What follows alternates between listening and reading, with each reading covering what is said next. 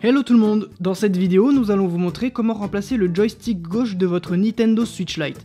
Il s'agit d'une réparation avec un niveau de réparabilité intermédiaire qui vous demandera 25 minutes de votre temps.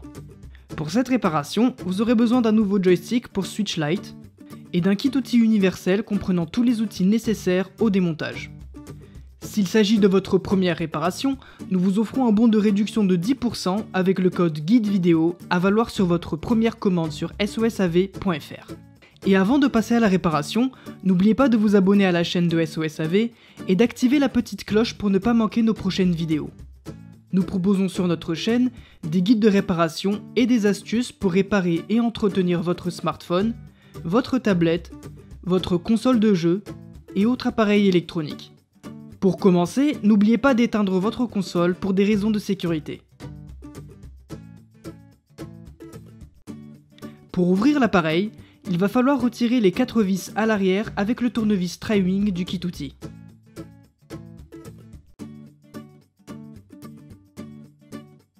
Ensuite, prenez le tournevis cruciforme et dévissez les 2 vis de chaque côté du connecteur de charge. Dévissez également les 2 vis en haut de la console. Plus rien ne retient la coque arrière. Utilisez la spatule en nylon du kit outil pour déclipser la coque.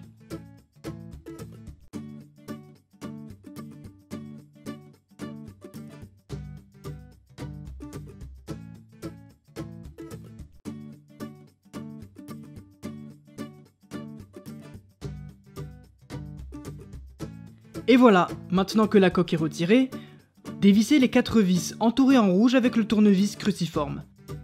Ces vis retiennent un châssis métallique qui protège les composants internes de la console. Voici l'intérieur de votre Switch Lite. Pour atteindre le joystick gauche, il va falloir retirer cette petite carte électronique. Commencez par déconnecter la batterie. Pour ce faire, avec la spatule en nylon, soulevez ce levier pour déconnecter cette nappe de liaison. Ainsi, vous pourrez atteindre le connecteur de la batterie et le débrancher. Maintenant, passez à droite de la console et dévissez les 5 vis entourées en rouge avec le tournevis cruciforme.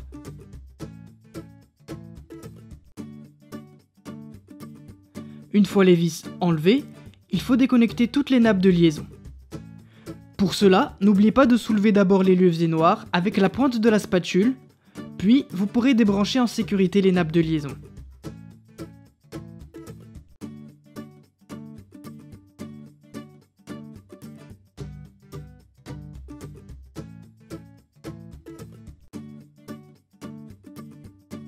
Pour débrancher le haut-parleur, allez-y avec délicatesse, car son connecteur est très fragile. Pratiquement tout est déconnecté, vous pouvez maintenant déloger le haut-parleur gauche et le bouton ZL de la console. Continuez en dévissant cette vis avec le tournevis cruciforme. Puis déconnectez cette nappe de liaison avec la spatule et soulevez-la pour dévisser la dernière vis qui se cachait derrière. Plus rien ne retient cette petite carte électronique. Vous pouvez la retirer délicatement. Maintenant, vous pouvez retirer le joystick en le dévissant avec le tournevis cruciforme.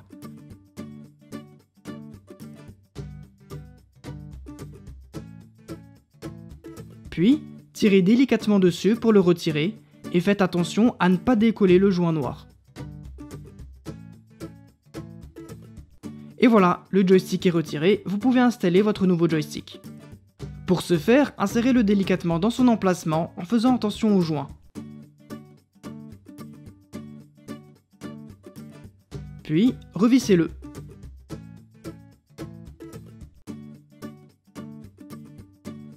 Une fois le joystick installé, placez par-dessus la petite carte électronique et vissez-la à ces 2 endroits.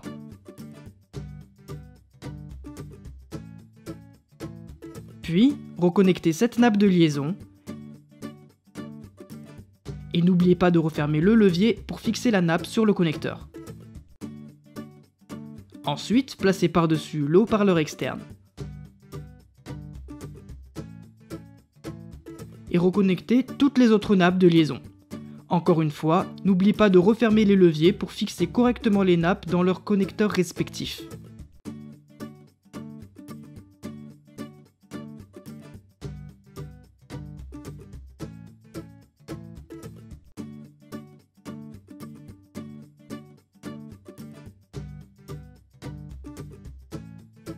Pour brancher le haut-parleur, vous pouvez vous aider de la pince plate, ça sera plus facile. Tout est branché, vous pouvez tout revisser. Placez la gâchette ZL et revissez-la également. Maintenant que tout est réinstallé, il faut brancher la batterie.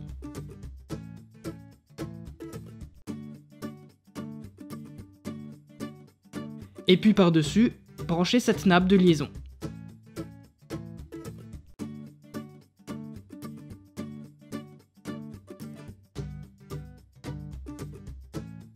Et voilà, c'est presque terminé. Installez par-dessus la carte mère, le châssis métallique et revissez-le.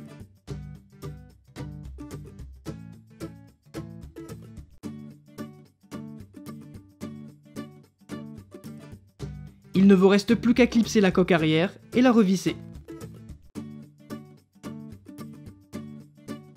Il y a 2 vis en haut et 2 vis en bas de part et d'autre du connecteur de charge. N'oubliez pas que les vis du dos de la coque sont des vis tri-wing. Et voilà, la réparation est terminée.